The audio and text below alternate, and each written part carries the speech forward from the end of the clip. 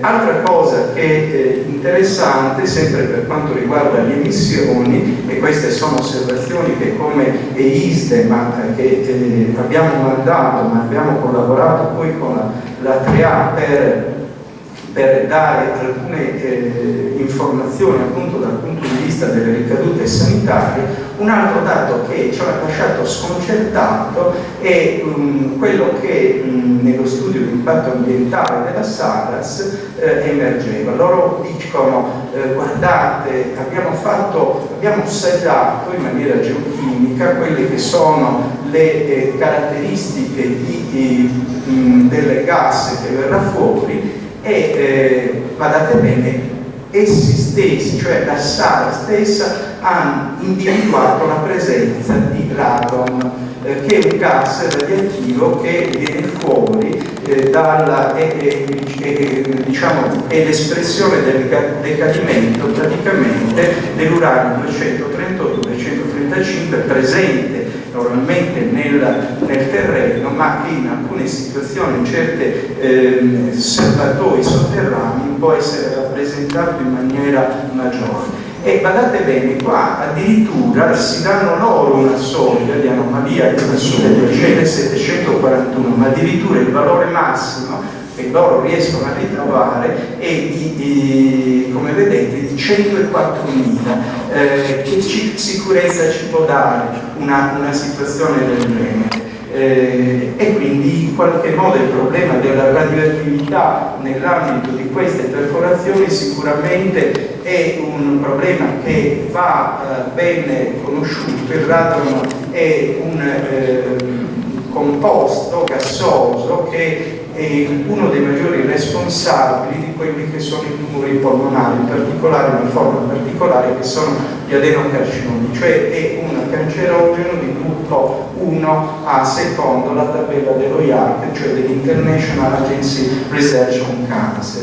Non mi soffermo sulla questione dell'idrogeno solforato, l'avete già visto, danno una soglia d'allarme di 2 parti per milione, e in realtà già vedete che con soglie molto ma molto più basse abbiamo già bruciori agli occhi, cioè fenomeni irritativi nei confronti delle conduttive della mucosa del naso, dei disturbi come appunto una distenza, disturbi neuropsicologici, ritardi verbali, deficit motori, deficit di coordinazione, occhi chiusi, riduzione della presa manuale, riconoscimento cromatico, cioè tutti quelli che sono i segni di una neuropatia degenerativa periferica, e ovviamente con valori più alti che nessuno ci dice che non succederanno mai. Abbiamo visto appunto le esplosioni cloache, tutte quelle che sono le possibili risalite con valori più alti. Si possono avere appunto edemi polmonari, intossicazione acuta, danni del sistema nervoso, collasso, paralisi e morte immediata, che è un po' quello che è successo ai poveri operai che nella sala si erano entrati all'interno di alcuni serbatoi. Rischi dei fluidi di perforazione sicuramente sono abbastanza conosciuti. Quello che è importante ricordare è che non sono invece conosciuti quelli che sono le sostanze presenti nei fluidi di perforazione. Quello che si sa è che nel 75% sono sostanze chimiche che hanno effetti irritativi sia sulla cute sia sulle mucose, sulle congiuntive e sulla mucosa dell'apparato respiratorio e gastrointestinale. Nel 40-50% sono delle sostanze che hanno effetti sul sistema nervoso centrale e periferico, sul sistema immunitario cardiovascolare urinario, nel 37% hanno effetti sul sistema endocrino, nel 25% hanno un'azione genotossica e cancerogena. Quindi bene si sa. Allora il problema che ci poniamo è questo: che cosa dobbiamo fare in questo territorio? Abbiamo visto quei 445.000 ettari già compromessi da vecchi modelli di sviluppo.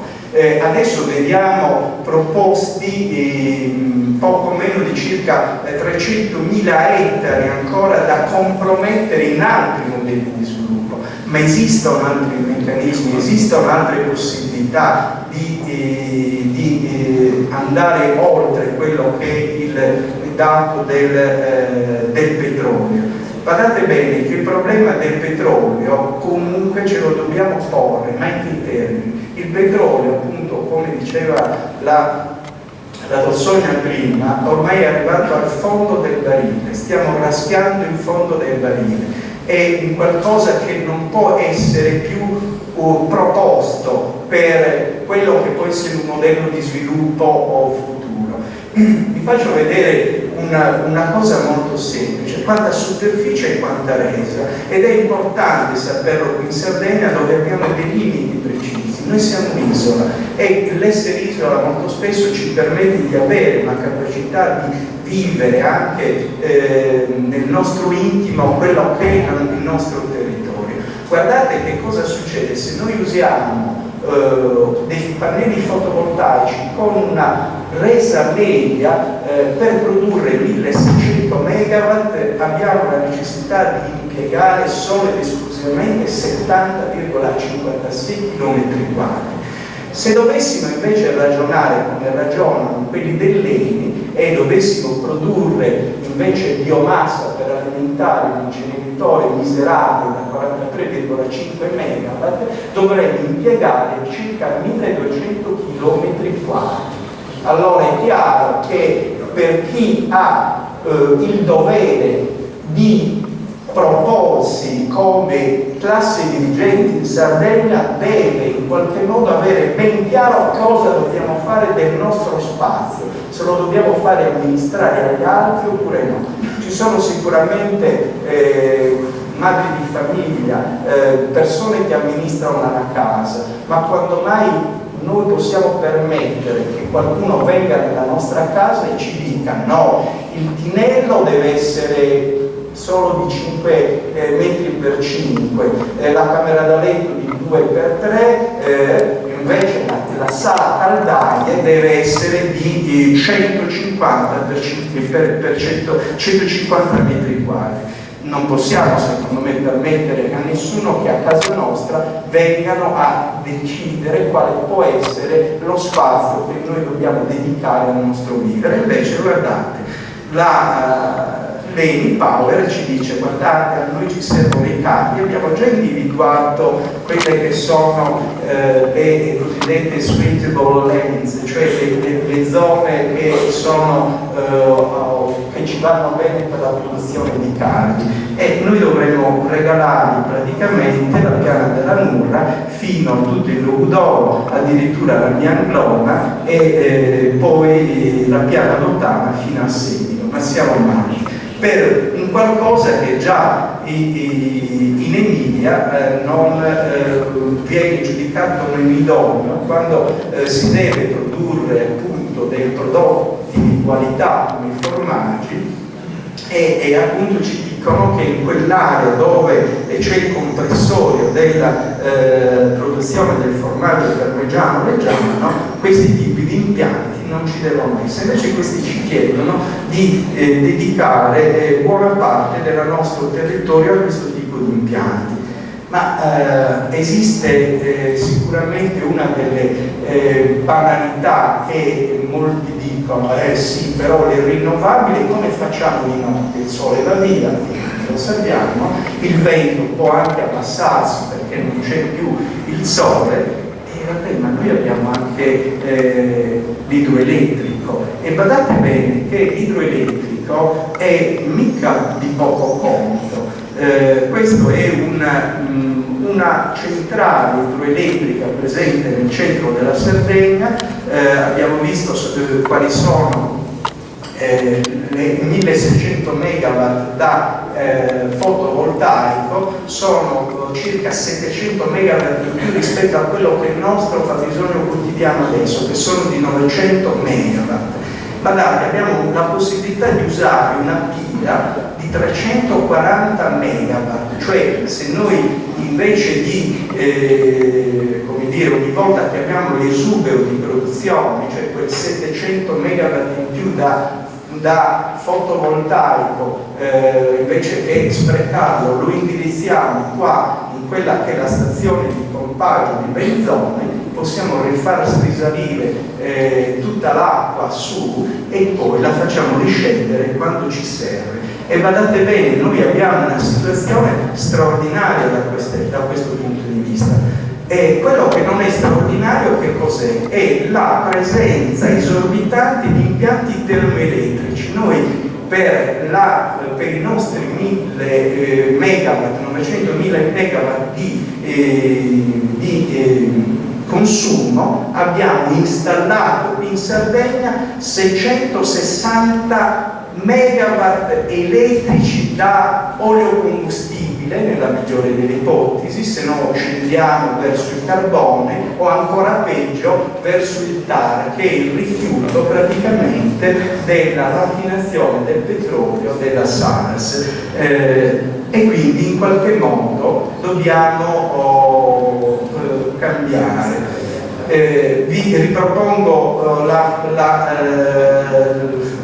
situazione del mistero di Ottana, ancora non è stato svelato né dall'ARPAS né da nessuno, no? Vi ricordate che è successo che cosa? Che le pecore di questa piana si sono ritrovate immediatamente da bianche e nere. Non è che abbiamo pregiudizi nei confronti delle pecore nere, anzi alcune volte nel gregge le pecore nere hanno un loro ruolo, però quando è tutto il gregge che diventa nero ci sono dei problemi che non vanno. E quali sono i problemi? C'è stato tutto un battage nei giornali, ma chissà come è successo, ma perché forse delle sterpaglie. Peccato che nella lana di queste pecore siano stati trovati degli idrocarburi alifatici. Che cosa era successo? Una cosa che una pratica purtroppo quotidiana per chi usa e lavora dentro queste termocentrali ad oleocombustibile. Avevano deciso di stappare i filtri collegando la caldaia a oltre 30 bar e cercando in qualche modo di togliere un po' di fuliggine. E ovviamente sapete bene, come abbiamo visto, che gli idrocarburi alifatici non sono cose buone. In realtà noi abbiamo la possibilità anche di lavorare su qualcosa che è molto più importante, non solo produrre, come abbiamo visto, in maniera diversa, ma distribuire in maniera diversa. Che cosa vuol dire? Se noi andiamo a vedere adesso le rese, noi di tutto ciò che produciamo come energia, la bellezza del circa il 60-70% lo perdiamo nella distribuzione. Mentre se noi dovessimo avere una rete di distribuzione intelligente riusciremo ad avere rese e un risparmio energetico fino al 60%. Ma la cosa più assurda, e questo lo ribadisco sempre, che esiste una progettualità europea attraverso quello che è il patto delle isole e il patto dei sindaci che ci richiede questo. Cioè ci dice la Sardegna è una regione, un'isola, che ha le condizioni ideali per sperimentare queste nuove forme di produzione energetica. E invece questa opportunità viene sprecata da chi dovrebbe cogliere queste opportunità, portarle avanti ed essere assolutamente all'avanguardia anche nelle soluzioni di quelle che sono le problematiche al mondo. Ma addirittura, vi ricordate quell'acqua di cui stavamo parlando? L'acqua è il bene, è l'oro del futuro, non sarà il petrolio. Ma la cosa più importante, pochi lo sanno, che l'anno scorso è scaduta la concessione che l'Enel aveva su tutti questi bacini idroelettrici della Sardegna. Avete mai sentito una forza politica, un politico che abbia messo in discussione il fatto che questo bene comune come l'acqua, una volta ritornato in mano alla regione e quindi ai sardi attraverso un ente che si chiama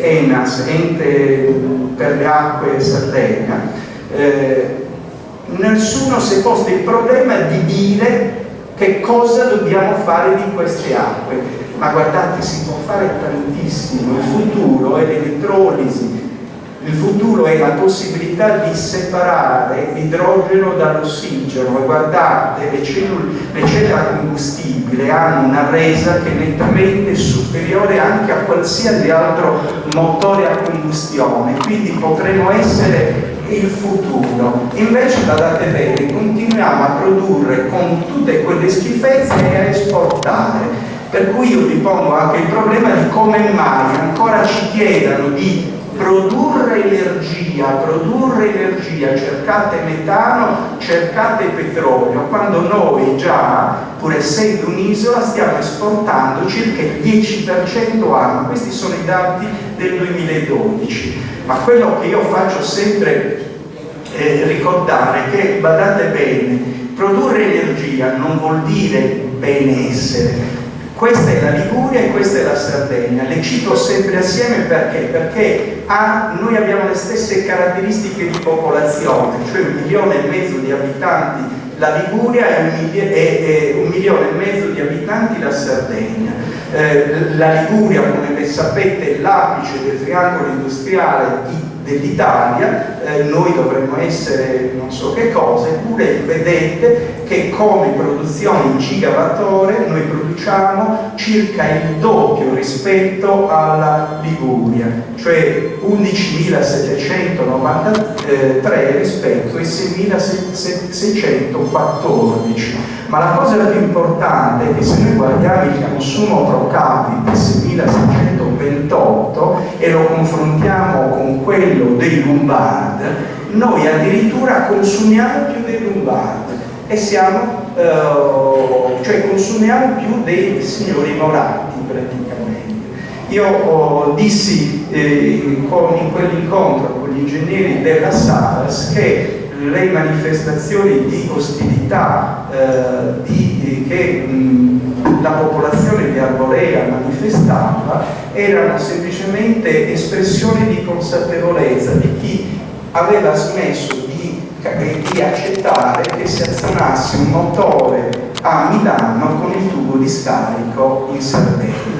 La cosa più importante è che nonostante tutto, perché poi ti dicono sì, ma se troviamo il metano, ragazzi miei, abbiamo finito con il caro energia. Guardate bene che pur non esiste un mercato come quello sardo che vada oltre quelle che sono le regole del mercato. Nelle regole del mercato esiste che chi produce molto e consuma poco, a questo punto il prezzo del mercato cala, scende. Invece guardate, noi siamo nell'ambito dell'acquirente unico, che è una delle tante società in cui poi si è divisa l'Enel, sempre quelli che dobbiamo pagare di più. In questo dato, mentre a Milano si pagava 20 euro megawattore, in Sardegna si stava pagando oltre 120 euro a megawattore.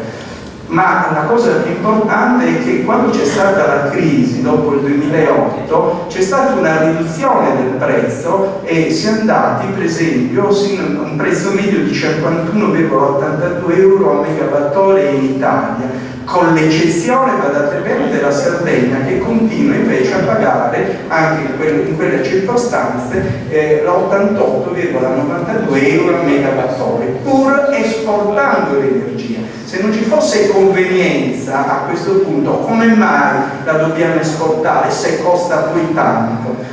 E questo ce lo spiega ovviamente Catricalà, perché noi la paghiamo tanto, perché buona parte di quei 900 megawatt che noi consumiamo sono appannaggio dei signori che propongono appunto il progetto Sargas Arborea. E perché? Perché godono di quello che è un incentivo statale, che è il CIP 6 cosiddetto. L'anno scorso hanno guadagnato solo poco meno di $500 milioni da questo CIP 6, ma non è che l'abbiamo guadagnato, ci hanno chiesto di metterci la mano in tasca perché noi pagassimo questo miliardo, questo $500 milioni.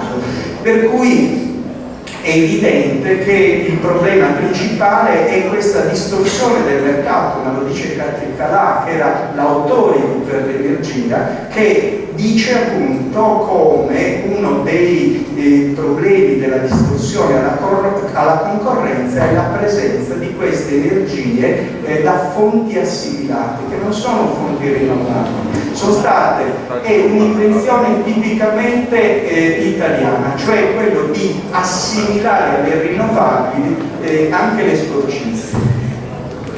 Vi dico un'ultima cosa, quando dicono sì, ma se troviamo il metano abbassiamo i prezzi, ma come? La Sardegna ha prodotto GPL per mezza Italia attraverso la Saras, e questi qua nel 2010 sono stati sanzionati dall'autority perché qualcuno, mi dicono a Sassi, li aveva cascettato, cioè aveva svelato quello che c'era dietro, cioè avevano detto che avevano fatto cartello per poter aumentare i prezzi qui in Sardegna, per cui noi che producevamo il GPL nel nostro territorio eravamo costretti a pagarlo il doppio rispetto a quello che era il prezzo del GPL che veniva poi portato in terraferma. E poi mi fermo su un qualcosa. È chiaro che non c'è una convenienza economica, ma io mi preoccupo anche per l'ONU, io mi preoccupo anche per la Saras. C'è un bellissimo lavoro che ha pubblicato recentemente, il mese scorso, Nicola Stern, che è un economista estremamente importante, è stato il ministro dell'economia durante lo scorso governo in Inghilterra, e che ha posto il problema che è inutile continuare a cercare fonti fossili, perché solamente 2/3 di queste fonti fossili potranno essere bruciate, perché ci sono degli accordi internazionali che non permettono più di andare oltre una certa quantità di combustione di anidride carbonica e di produzione di anidride carbonica. E quindi necessariamente che cosa propone? Lui è un economista e quindi si pone il problema, che è quella della bolla del carbonio. Che cosa vuol dire? Che tutti i finanziamenti che i loro signori hanno dalle banche per cercare tutti questi pozzi di petrolio poi alla fine non potranno essere più restituiti, perché ci sarà quella che si chiama appunto una situazione di